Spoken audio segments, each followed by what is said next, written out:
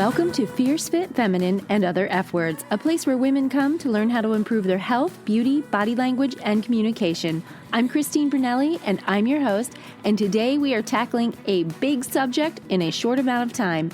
That's overthinking. Paralysis by analysis. We are just stuck, and it happens to all of us in certain situations at certain seasons in our life, and today we're going to talk about why it happens and how we can take steps to overcome it. Are you ready? Let's get started. I consider myself a fairly decisive person. I am the person that is going to make decisions and move forward. I don't like stagnation. And that is because I've trained my brain to associate stagnation with green swamp water. True story. If I feel like I'm in green swamp water, I can't stand it. I want to jump out of it, right? I've trained my brain to think that way. So stagnation, where I feel like I'm not moving, I think green swamp, leeches, all the gross things. Ew, well, of course you want to jump and you want to move forward. But I don't get in those situations too often, but I have been in them. And when I get in them, I do it good. Let me tell you, I know what it means to overthink and have analysis paralysis, where you consider every single scenario and you just can't move. Can you relate to any of these? Maybe you're in a relationship that you need to end because it's toxic. Or even have the conversation about this relationship because it's toxic. How scary is that? We overthink it. We Google, how's the best way to say XYZ, right? There's all kinds of things that make us think, I can't do this. I'm not prepared. How about maybe launching a new business? We overthink. We overstudy, we get this certificate, that degree, this training. We keep going to all of these events when all along somebody 20 years younger than you who has no experience just went out and opened a business and she's got income. But here you are with more experience, stuck because all you keep doing is learning more. How about selling or closing a business? Sit on that one for a long time too, don't you? You built it. You love it. There's people there you're connected with. There's a lot of reason that we would sit and get paralysis by analysis with that. There are so many different scenarios where we overthink and we get stuck. My biggest one was when I first opened my beauty salon. We were open 6 days a week, only closed on Mondays. And that was because we were a niche salon that was serving women in a capacity that women in our area never had before. So I wanted to model other salons in other areas that did similar work. I was the only one of my type and my niche in the greater Seattle area. So I had to look to other cities in other states to see how they were doing things. And I was realizing that Tuesday was costing me more money to be open then closed. I ran the numbers after year one and I thought, well, we're a startup, year one. So year two, it's going to get better. We're going to be okay. And so I pushed and I promoted and I tried to get Tuesdays busier. And year three comes around, the beginning of year three, and I'm getting a pit in my stomach because I could have more money in the door for me, for profit, for the business if I wasn't open on Tuesday. But I had employees that were going to lose hours. That decision is gut-wrenching for a business owner. It is a black and white decision, but this is the thing. Big companies have higher ups that crunch the numbers, and then they have somebody else like in HR or someone else assigned to go speak to the employees and say, oh, you're going to lose 8 hours or 10 hours on your paycheck every week starting next week, right? It's not small business where you have to go face to face and say, I'm so sorry, but we're not going to be open on Tuesdays anymore. I can try to give you more hours on these days when they're already full time, right? It was gut wrenching. And I sat on that decision for way too long. It cost me financially. It cost me stress. It cost my mental health. I was so stressed because I loved my team and I didn't want to let them down. And I'll tell you, when I finally made the decision to jump, it was my accountant saying, you got to do something. You got to do something about this. This Tuesday, the numbers don't flush out. They don't pencil out. And I knew in my head, the accountant's right. And I knew I had tried to get Tuesdays to work. It just wasn't working. I'll never forget the day I looked them in the eye and told them, I had tears in my eyes. I had a frog in my throat, a lump in my throat. It was an awful conversation. And you know what? I thought that they were going to be like mad, upset, disappointed. They embraced it. They said, we'll figure something else out. That's okay. We'll work it out. And they were so behind me because they were aligned with my vision, but it didn't go as bad as I thought. In my mind, I was, gosh, that's a huge chunk, 10 hours, 8 hours out of their paycheck a week. That's a big chunk of income when they're trying to put food on the table, make their car payments. As an employer, you might have a business where you can relate to that. You're responsible for other people's well-being. Well, it turned out that I was worrying about something I didn't have to worry about. Those kinds of things are examples of what keep us stuck, where we overthink and we postpone and we just, okay, I'm just going to learn more like I did. What are some marketing things that I'm not doing that maybe I could be doing and I could keep Tuesdays open? And I just got stuck in this whole cycle of, no, I'm not going to shut down. I'm going to hold on. And it ended up hurting me. I waited too long. I should have done it when my accountant said, hey, we got to do something here with Tuesdays. And it felt so good when it was done. I realized, wow, I lived through that.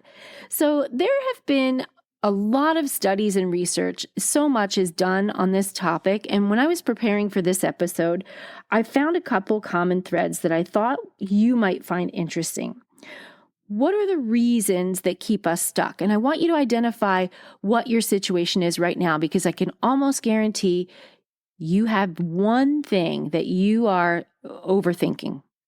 You have at least one that you're just overthinking. You know how you know? It's always in the back of your mind.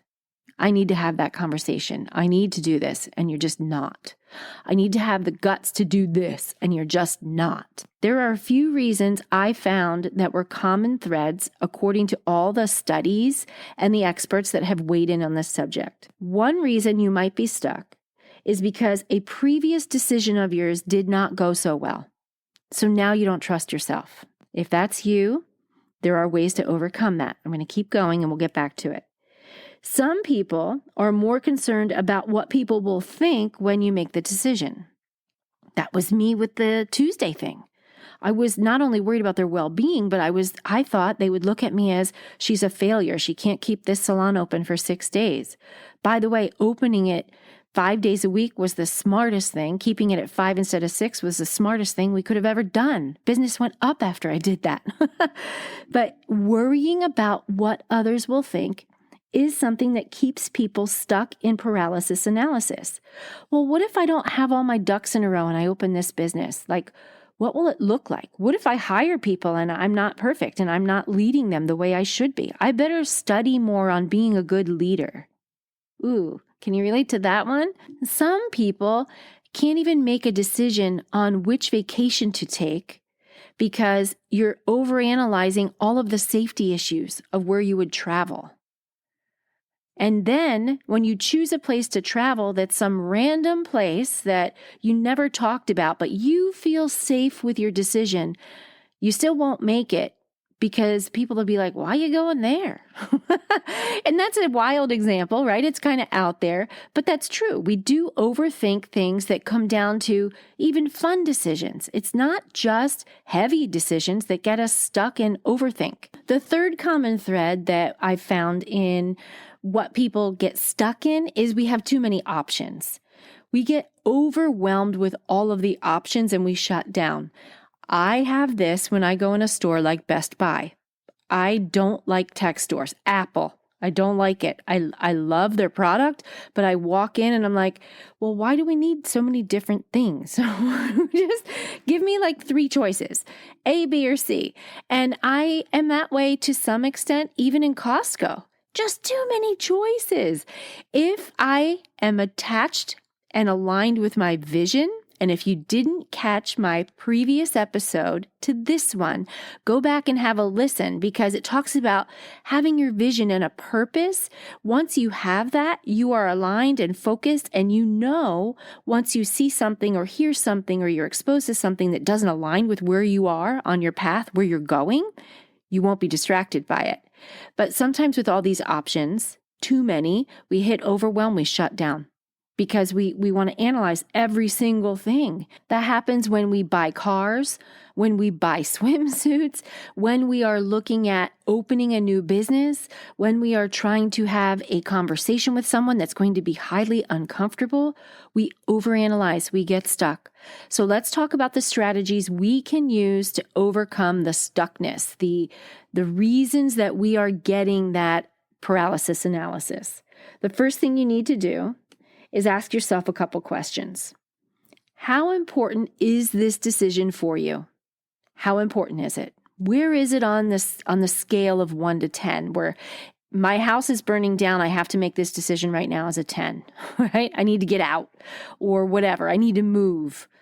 Where is it on that scale? And is it essential to make your decision at this moment? How important is it? Because if you know that, I don't really need to worry about this right now, you can give yourself an actual time on your calendar to do it so that you can let yourself breathe. And sometimes things unfold naturally before you ever have to deal with it. But if it's not something that's super crucial, where it's not costing you thousands a month, or it's not costing you your mental health or your personal safety, if you're in a relationship where that's happening, that means you need to make a decision like yesterday.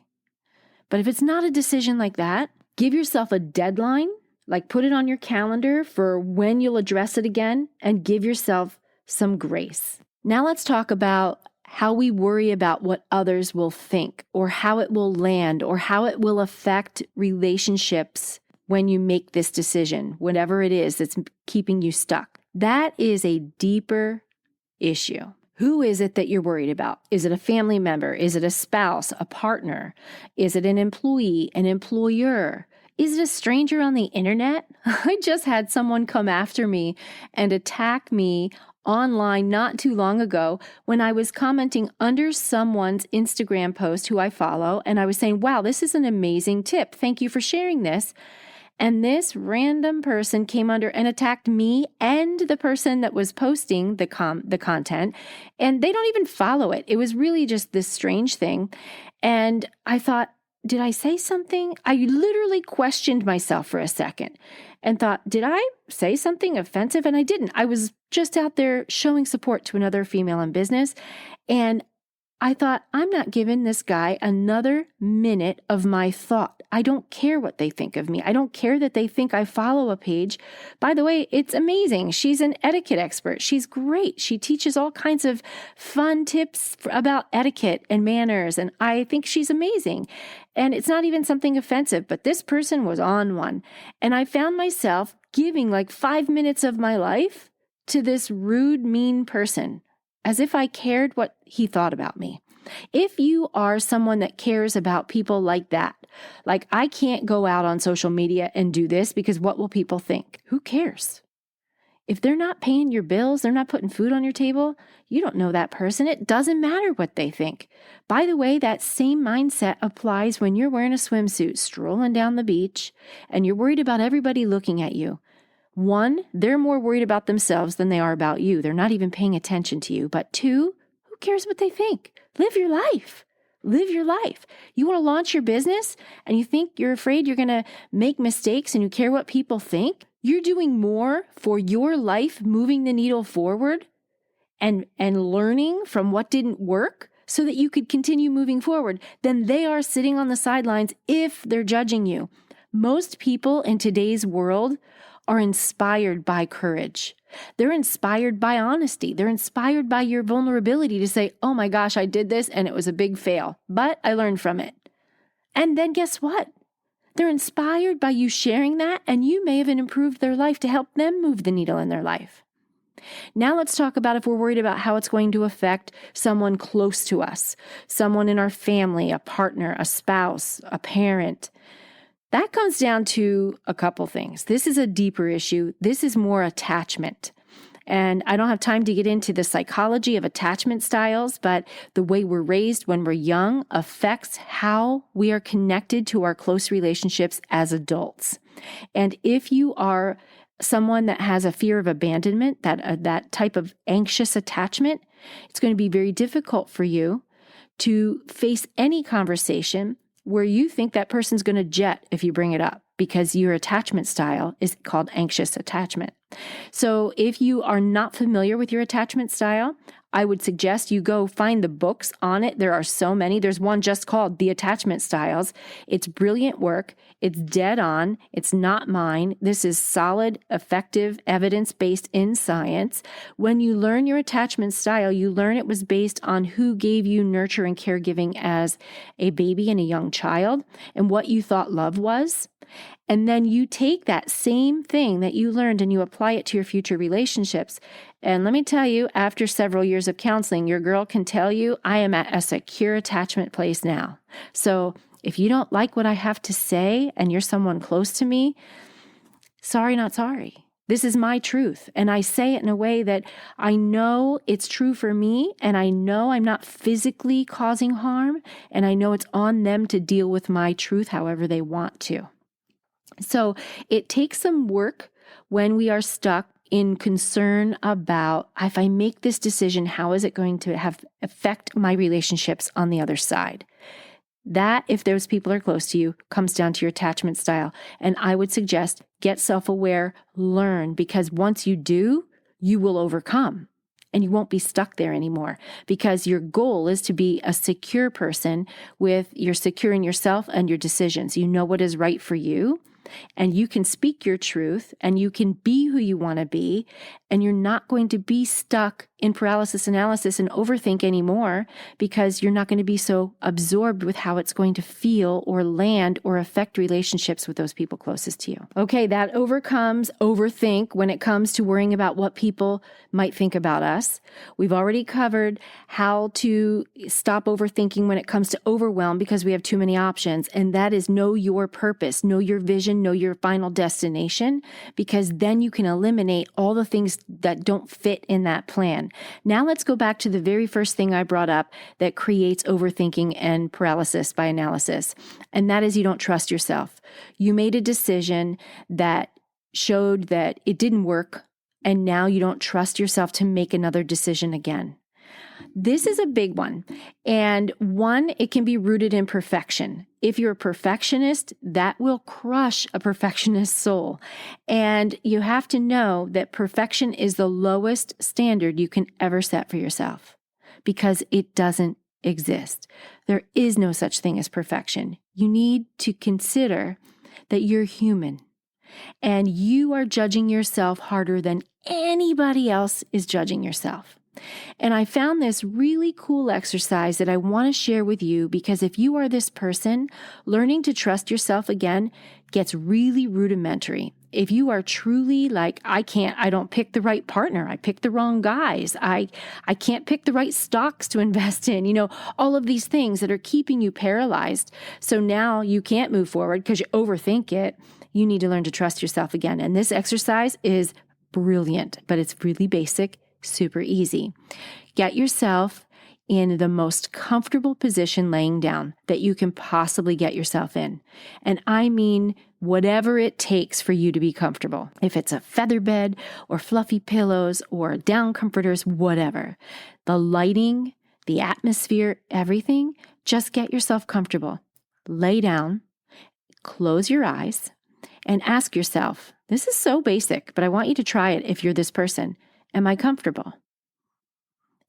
Yes or no? And if you're not, make the adjustments. And then ask yourself, am I comfortable now? And then I want you to say, how do I know I'm comfortable? Why does this feel good? And then I want you to say, who created this so that it could feel good? And become self-aware that you know what it takes to make an environment comfortable for you. And I know it seems so basic, but it works, because you are getting really scared if you're not trusting yourself, because you don't think you know how to make good decisions for yourself, but you really do.